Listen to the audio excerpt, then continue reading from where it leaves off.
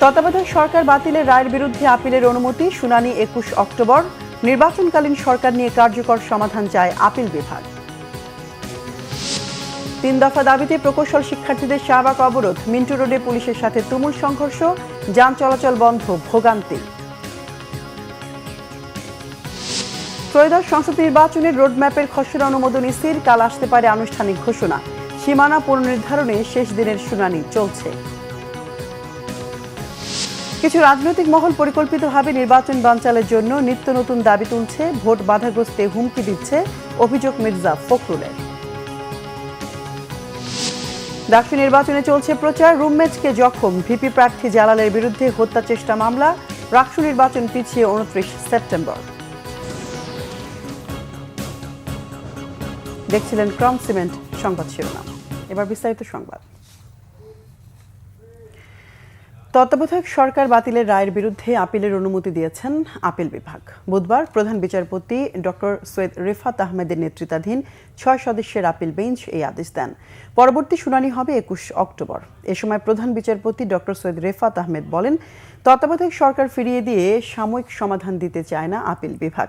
নির্বাচনকালীন সরকার নিয়ে কার্যকর সমাধান চায় আপিল বিভাগ, যেন এটি বারবার বিঘ্নিত না হয়। দেশে গণতন্ত্র প্রতিষ্ঠা করতে এটি যাতে সুদূর প্রসারী প্রভাব রাখে, সেটিও করা হবে বলে মন্তব্য করেন তিনি। আদালতে আবেদনের পক্ষে শুনানি করেন ব্যারিস্টার রুহুল কুদ্দুস কাজল ও অ্যাডভোকেট মোহাম্মদ শিশির মনির। রাষ্ট্রপক্ষে শুনানি করেন অ্যাটর্নি জেনারেল মোহাম্মদ আসাদুজ্জামান। নির্বাচনকালীন তত্ত্বাবধায়ক সরকার ব্যবস্থা বাতিলের রায় পুনর্বিবেচনা চেয়ে রাজনৈতিক দল ও ৬ ব্যক্তির করা ৪টি আবেদনের ওপর বুধবার সকালে দ্বিতীয় দিনের শুনানি শুরু হয়। শুনানিকালে তত্ত্বাবধায়ক সরকার ব্যবস্থা ফিরিয়ে দিলে তা কখন থেকে কার্যকর হবে সে প্রশ্ন রাখেন প্রধান বিচারপতি। ৩ দফা দাবি আদায়, প্রকৌশল শিক্ষার্থীদের সাথে মিন্টু রোডে পুলিশের সংঘর্ষ চলছে। এর আগে শাহবাগ অবরোধ দাবি আদায় না হলে প্রয়োজনে লং মার্চ টু সচিবালয় কর্মসূচির হুঁশিয়ারি তাদের। নবম ও দশম গ্রেডে কোটা বাতিল ও বিএসসি ডিগ্রি ছাড়া ইঞ্জিনিয়ার পদবি ব্যবহার না করার দাবিতে পাবলিক ও প্রাইভেট প্রকৌশলী শিক্ষার্থীদের এই লং মার্চ।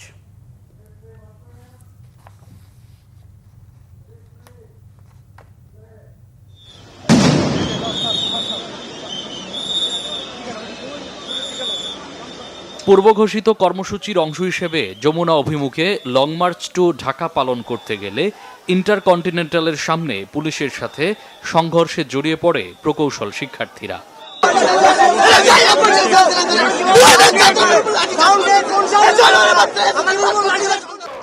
এর আগে প্রকৌশল শিক্ষার্থীদের অবস্থান ও স্লোগানে প্রকম্পিত শাহবাগ এলাকা। পূর্বঘোষিত লং মার্চ টু ঢাকা কর্মসূচিতে অংশ নিতে সকাল 10টায় বুয়েট সহ আশপাশের এলাকা থেকে শাহবাগে জড়ো হতে শুরু করেন শিক্ষার্থীরা। তারা বলছেন, 40 বছরে তৈরি হওয়া বৈষম্য দূর করতেই এই কর্মসূচি। যেখানে 33% হচ্ছে আমাদের কাছে একটা অন্যায়, যেখানে আমাদের নবম গ্রেডে আমাদের জন্য সিট সংখ্যা এমনি কমে যাচ্ছে, তাহলে সেটা কিভাবে তারা আবার দাবি করতে পারতেছে যে সেটা 50% না 100%? নবম গ্রেডে পদোন্নতির জন্য বিএসসি ডিগ্রি লাগবে। ডিপ্লোমারা নামের পিছনে ইঞ্জিনিয়ার লাগাতে পারবে না এবং পদোন্নতিতে তারা কোনো স্পেশাল সুবিধা পাবে না। শিক্ষার্থীদের দাবি, নবম গ্রেডে 33% এবং দশম গ্রেডে 100% কোটা রয়েছে ডিপ্লোমা ইঞ্জিনিয়ারদের জন্য। এসব কোটা বাতিলের দাবি এবং বিএসসি ডিগ্রি ছাড়া ইঞ্জিনিয়ার পদবি ব্যবহারে আপত্তি তাদের। নবম গ্রেডে যেন তারা কোয়ালিফিকেশন ছাড়া ঢুকতে না পারে, আর দশম গ্রেডটা সবার জন্য যেন উন্মুক্ত করে দেওয়া হয়, এটাই আমাদের দাবি আছে। আমাদের যে বুয়ের 17 ব্যাচের এক ভাই যিনি নিজ পদে চাকরি করছেন, তাকে হচ্ছে ওখানকার ডিপ্লোমা টেকনিশিয়ানরা হত্যার হুমকি এবং গালিগালাজ করে। আমরা চাচ্ছি তাদের বিরুদ্ধে যাতে আইনানুগ ব্যবস্থা নেওয়া হয়। শিক্ষার্থীদের আন্দোলনের কারণে রাজধানীর শাহবাগ এলাকা ও আশপাশের সড়কগুলোতে যান চলাচল বন্ধ হয়ে দুর্ভোগে পড়তে হয় মানুষকে। মামুন আব্দুল্লাহ, বাংলা ভিশন, ঢাকা। দর্শক, রাজধানীর মিন্টু রোডে প্রকৌশল শিক্ষার্থীদের সাথে পুলিশের সংঘর্ষ চলছে। এই মুহূর্তে মিন্টু রোডে আছেন বিশেষ প্রতিনিধি এস এম ফয়েজ, সরাসরি যুক্ত হচ্ছে তার সাথে। ফয়েজ, প্রকৌশলী শিক্ষার্থীদের সাথে পুলিশের সংঘর্ষের সবশেষ কি পরিস্থিতি আমাদেরকে একটু জানাবেন?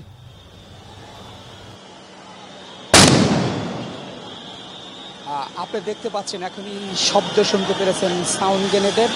একের পর এক থেমে থেমে সাউন্ড গ্রেনেড মারা হচ্ছে, টিয়ারশেল নিক্ষেপ করা হচ্ছে, জলকামান নিক্ষেপ করা হচ্ছে। আমি ঠিক এই মুহূর্তে একেবারে জলকামানের সামনে পড়েছি। এবং সেই পানি আমার গায়ে পড়েছে। জলকামান দিয়ে শিক্ষার্থীদেরকে দমন করার চেষ্টা করা হচ্ছে পুলিশের পক্ষ থেকে। শিক্ষার্থীরাও তাদের আন্দোলন চালিয়ে যাওয়ার ঘোষণা দিচ্ছেন। পুলিশ বলছেন যেহেতু যমুনা এলাকায় 144 ধারা জারি করা আছে, সেই 144 ধারা ভঙ্গ করে যারাই আন্দোলন করতে যাবে তাদের বিরুদ্ধে কঠোর অবস্থানে থাকবে।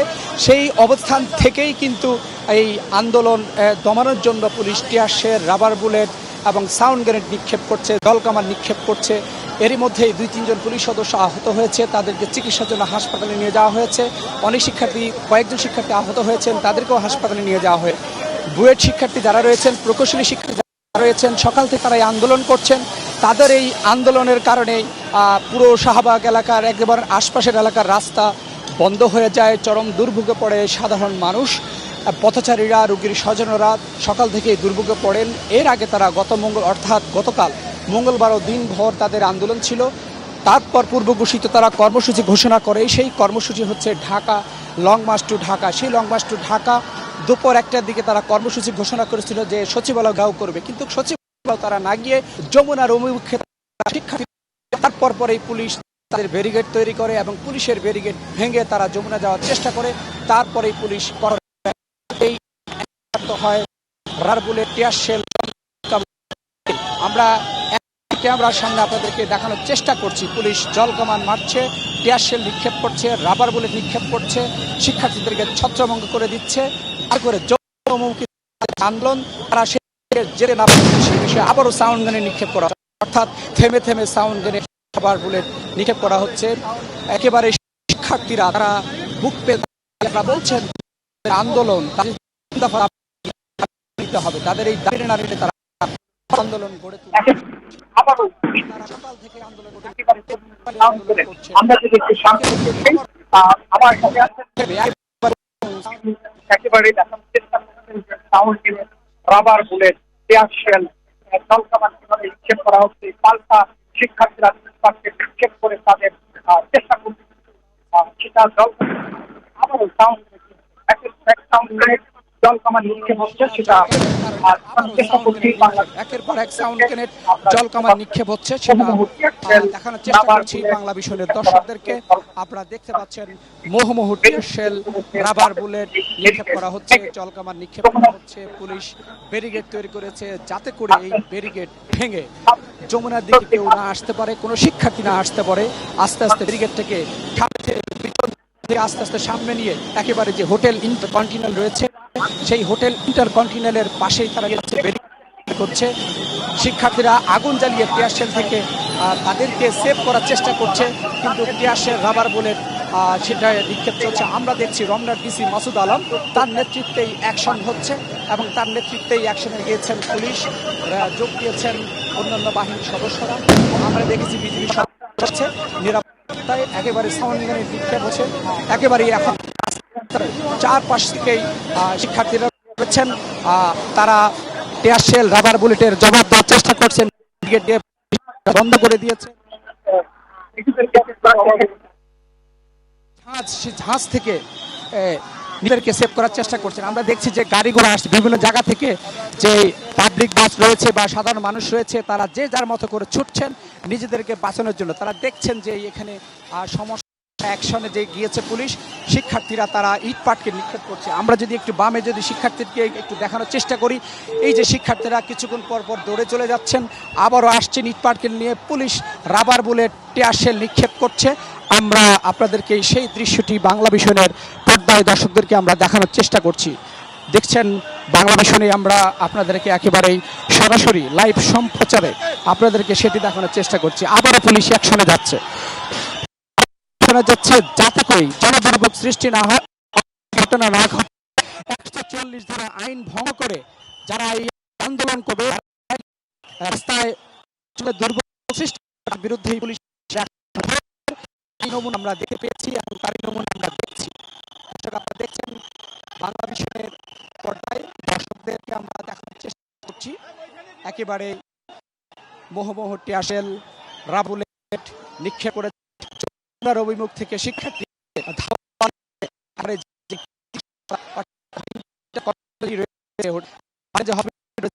ওই রাস্তায় তাদের এবং তাদেরকে একদম ধাওয়া দেওয়া হয়েছে। পুলিশ হয়েছে যাতে করে 144 ধারা ভঙ্গ করে 144 ধারা ভেঙে বা পুলিশের ব্যারিকেড ভেঙে কেউ যেন নিরাপত্তার হুমকি না হয়ে দাঁড়ায়, সেজন্য তারাই অ্যাকশনে গিয়ে জানিয়েছে পুলিশ।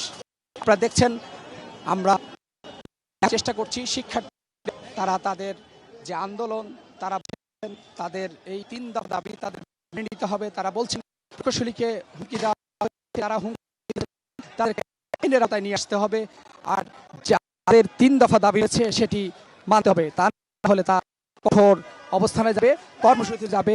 আজকে যে পুলিশটি আসে রাবার বুলেট নিক্ষেপ করেছে, সাউন্ড গ্রেনেড নিক্ষেপ করেছে, জল কামান নিক্ষেপ করেছে, তার কর্মসূচি ঘোষণা করবেন বলে গণমাধ্যমকে তারা জানিয়েছেন। দর্শক আমরা দেখছি একেবারেই মোটর থেকে রাস্তাটি বন্ধ রয়েছে, যমুনার রাস্তাটি সেটি বন্ধ রয়েছে, মৎস্য ভবন থেকে শাহবাগ থেকে কাটাবন থেকে হাতিরপোল রাস্তা একেবারে পুরো বন্ধ রয়েছে। রাস্তা আবার দেখছি একটু পুলিশ আবার দেখছি যমুনার অভিমুখী যাচ্ছে, পুলিশ চেষ্টা করছে তাদের প্রতিরোধ করার চেষ্টা করছেন শিক্ষার্থীদেরকে। এর আগে সাউন্ড গ্রেনেড, টিয়ার, রাবার বুলেট নিক্ষেপ করছে পুলিশ।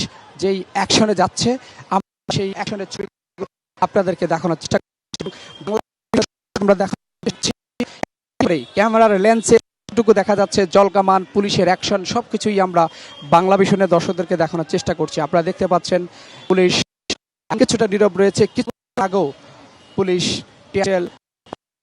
জলকামান নিক্ষেপ ছিল, যে জলকামান নিক্ষেপ করেছিল গণমাধ্যম কর্মী হিসেবে সেই জলকামানের মধ্যেও আমি পড়েছি এবং জলকামানের মধ্যে থেকেই কাজ করতে হয়েছে। আসলে এটাই চ্যালেঞ্জ। আমরা আপনাদেরকে দেখানোর চেষ্টা করছি জলকামান, টিয়ারশেল, রাবার বুলেট নিক্ষেপ করে পুলিশ শিক্ষার্থীদের করে দিচ্ছে। রাস্তায় যান চলাচল বন্ধ রয়েছে, আপনারা দেখতে পাচ্ছেন। আমরা দেখানোর চেষ্টা করছি গণমাধ্যম কর্মীরা যে টিয়ারশেল খেয়েছেন তারা আগুন দিয়ে তাদের যে ঝাঁজ সেটি তারা চেষ্টা করছেন। ফয়েজ, আপনি নিজেও নিরাপদে থাকবেন, ধন্যবাদ আপনাকে। ত্রয়োদশ জাতীয় সংসদ নির্বাচনী রোডম্যাপের খসড়ার অনুমোদন দিয়েছে নির্বাচন কমিশন। আগামীকাল আসতে পারে আনুষ্ঠানিক ঘোষণা। বুধবার দুপুরে নির্বাচন সচিবালয়ে সংসদীয় সীমানা পুনর্নির্ধারণ শুনানির বিরতিতে কমিশনের এক সভায় নির্বাচনী রোডম্যাপের অনুমোদন করে ইসি। নির্বাচন কমিশনের সিনিয়র সচিব আখতার আহমেদ জানান, অনুমোদন হয়েছে রোডম্যাপ এবং তা টাইপিংয়েরও কাজ চলমান। জানান বিকেলে ব্রিফিং করবেন তিনি, সেখানেই এ সংক্রান্ত বিস্তারিত জানাবেন। উল্লেখ্য, আগামী বছরের ফেব্রুয়ারির প্রথমার্ধে রমজানের আগে নির্বাচন আয়োজনের জন্য প্রস্তুতি শুরু করেছে ইসি। ডিসেম্বরে ঘোষণা হতে পারে নির্বাচনের তফসিল। এদিকে ত্রয়োদশ জাতীয় সংসদ নির্বাচন উপলক্ষে নির্বাচনী এলাকাগুলোর পুনর্নির্ধারিত সীমানার বিষয়ে দাবি ও আপত্তি নিষ্পত্তি সংক্রান্ত শুনানির চতুর্থ দিনের কার্যক্রম চলছে।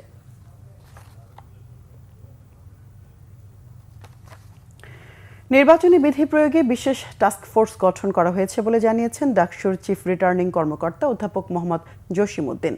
সকালে নিজ কার্যালয়ে এক সংবাদ সম্মেলনে এই কথা বলেন তিনি। চিফ রিটার্নিং কর্মকর্তা আরও জানান, বিশ্ববিদ্যালয় জুড়ে সক্রিয় রয়েছে আচরণবিধি সংক্রান্ত টাস্কফোর্স। এ সময় তিনি আরও বলেন, আগে সতর্ক করা হলেও এখন থেকেই যারা আচরণবিধি লঙ্ঘন করবেন তার বিরুদ্ধেই নেওয়া হবে কঠোর ব্যবস্থা। এ সময় জানানো হয়, প্রতিদিনের সার্বিক অবস্থা জানাতে বিকেল 5টায় সংবাদ সম্মেলন করবে নির্বাচন কমিশন। এ সময় সাংবাদিকদের প্রশ্নের জবাবে তিনি বলেন, ঢাবি শিক্ষার্থীর ওপর হামলাকারী ভিপি প্রার্থী জালালের বিরুদ্ধে আনুষ্ঠানিক অভিযোগ এখনো পায়নি নির্বাচন কমিশন। জালালের বিরুদ্ধে অভিযোগ পেলে তার প্রার্থিতার বিষয়ে টাস্কফোর্স তদন্ত করে সিদ্ধান্ত দেবে বলেও জানানো হয়। ঢাকা বিশ্ববিদ্যালয় কেন্দ্রীয় ছাত্র সংসদ ডাকসু নির্বাচনে স্বতন্ত্র ভিপি প্রার্থী জালাল আহমেদ জালালের বিরুদ্ধে হত্যা চেষ্টা মামলা হয়েছে। রুমমেটকে ছুরিকাঘাতের অভিযোগে ঢাকা বিশ্ববিদ্যালয় প্রশাসনের পক্ষ থেকে রাজধানীর শাহবাগ থানায় এই মামলা হয়। দুপুরে শাহবাগ থানার ভারপ্রাপ্ত কর্মকর্তা খালিদ মনসুর এই তথ্য নিশ্চিত করেন। তিনি বলেন, আসামি জালালকে আদালতে পাঠানো হয়েছে। মঙ্গলবার মধ্যরাতে ঢাকা বিশ্ববিদ্যালয়ের হাজী মোহাম্মদ মহসিন হলে ছুরিকাঘাতের ঘটনাটি ঘটে। এতে আহত হন রাষ্ট্রবিজ্ঞান বিভাগের শিক্ষার্থী রবিউল হক। জালাল ঢাকা বিশ্ববিদ্যালয়ের টেলিভিশন অ্যান্ড ফিল্ম বিভাগের শিক্ষার্থী। ছুরিকাঘাতের ঘটনায় জালালকে হল থেকে বহিষ্কার করা হয়েছে।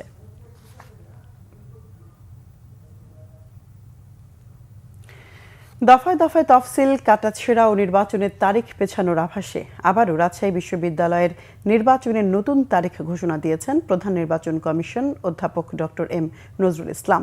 তিনি জানান 14 দিন পিছিয়ে 15 সেপ্টেম্বর পরিবর্তে 29 সেপ্টেম্বর অনুষ্ঠিত হবে রাকসু নির্বাচন। দুপুরে এক সংবাদ সম্মেলনে তিনি এ তথ্য জানান। এতে ক্ষুব্ধ প্রার্থী ও শিক্ষার্থীরা তারা বলেন, এরই মধ্যে কয়েক দফা পেছানোর পর আগামী 15 সেপ্টেম্বর রাকসু নির্বাচনের তারিখ ঘোষণা করা হয়। এরপর আবারও কোনো তারিখ পেছানো হচ্ছে। নির্বাচন পেছানোর কোনো সুযোগ নেই বলেও জানান তারা। অন্যদিকে প্রধান রিটার্নিং কর্মকর্তা বললেন, ভোট পেছানো যৌক্তিক, তবে নির্ধারিত সময়ে শান্তিপূর্ণ নির্বাচন চান সাধারণ শিক্ষার্থীরা। এর আগে রাজশাহী বিশ্ববিদ্যালয়ে ছাত্র সংসদ রাকসুর সর্বশেষ নির্বাচন হয় 1989 সালে। সে সময় ভিপি নির্বাচিত হন বর্তমান বিএনপি সিনিয়র যুগ্ম মহাসচিব অ্যাডভোকেট রুহুল কবির রিজভী ও রুহুল কুদ্দুস বাবু জিএস। এরপর কেটে গেছে দীর্ঘ 35 বছর। বিএনপির মহাসচিব মির্জা ফখরুল ইসলাম আলমগীর বলেছেন, কিছু রাজনৈতিক মহল পরিকল্পিতভাবে নির্বাচন বানচাল করতে নিত্য নতুন দাবি তুলছে। সরকারের ভেতরের একটি মহল অত্যন্ত সচেতনভাবে চেষ্টা করছে, যারা গণতন্ত্রের পক্ষের শক্তি, তারা যেন ক্ষমতায় আসতে না পারে। জাতীয় প্রেস ক্লাবে এক আলোচনায় বিএনপির মহাসচিব বলেন, দেশে গণতন্ত্র প্রতিষ্ঠাই এখন মূল লক্ষ্য। ফ্যাসিবাদ থেকে গণতন্ত্রে যাওয়ার পথে সংস্কারে কাজ চলছে। সংস্কার প্রক্রিয়া এগিয়ে নিতে বিএনপি সর্বাত্মক সহযোগিতা করেছে। কিছু রাজনৈতিক মহল পরিকল্পিতভাবে নির্বাচন বানচাল করতে নিত্য নতুন দাবি তুলছে। পিআর পদ্ধতি মানুষ বোঝে না। গণতান্ত্রিক উত্তরণে যত দেরি হয় তত সুবিধাবাদীরা সুযোগ নেয়। অভিযোগ করেন, বাংলাদেশের নির্বাচন বানচাল করতে দিল্লিতে শেখ হাসিনাকে 2,500 কোটি টাকা দিয়েছে এস আলম। দিল্লিতে বসে এস আলম হাসিনার সঙ্গে ষড়যন্ত্র করছে নির্বাচন বানচাল করতে। ষড়যন্ত্র প্রতিহত করতে জটিলতা না করে সংস্কার শেষ করে দ্রুত নির্বাচনের দাবি জানান বিএনপির মহাসচিব।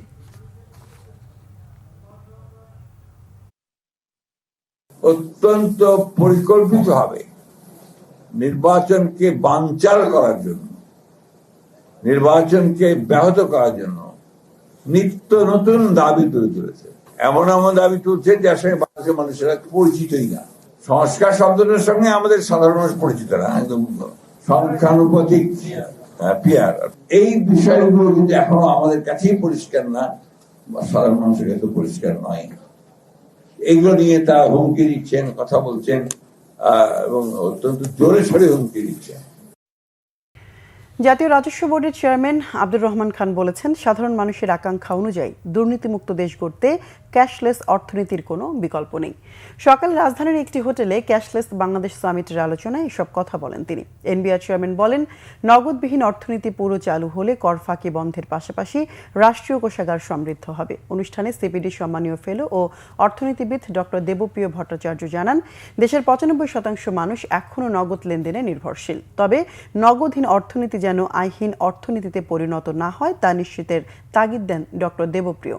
অনুষ্ঠানে সিটি ব্যাংকের ব্যবস্থাপনা পরিচালক মাসরুর আরেফিন ক্যাশলেস সমাজ গড়তে নিম্ন আয়ের মানুষের মোবাইল ফোনের শুল্ক কমানোর সুপারিশ করেন।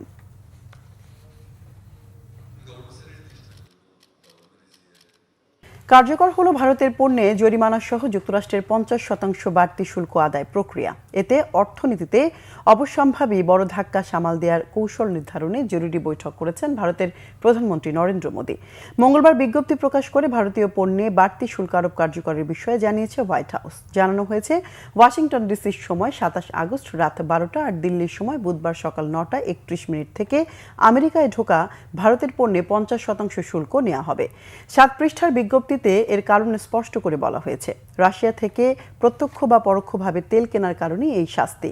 যুক্তরাষ্ট্রের সাথে বাণিজ্য চুক্তির অনিশ্চয়তা ও বাড়তি শুল্কের আবহে অর্থ ও বাণিজ্য মন্ত্রী, সরকারি কর্মকর্তা আর অর্থনীতিবিদদের সাথে বৈঠক করেছেন ভারতের প্রধানমন্ত্রী মোদী। সংবাদ শেষ করব ক্রাউন সিমেন্ট শিরোনামগুলো আরেকবার জানিয়ে।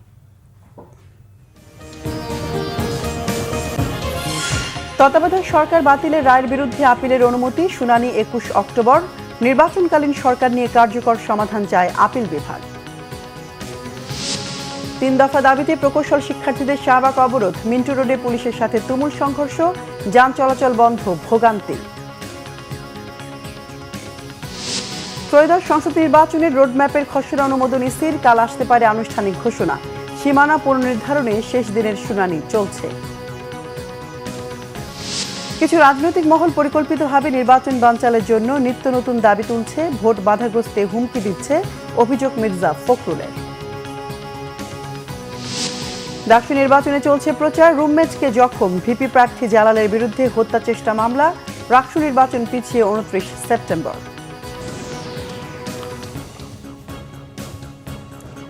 দর্শক, এই ছিল এখনকার মতো। পরের সংবাদ বিকেল 4টায়, এর আগে 3টায় রয়েছে নিউজ টপ 10, দেখার আমন্ত্রণ রইল।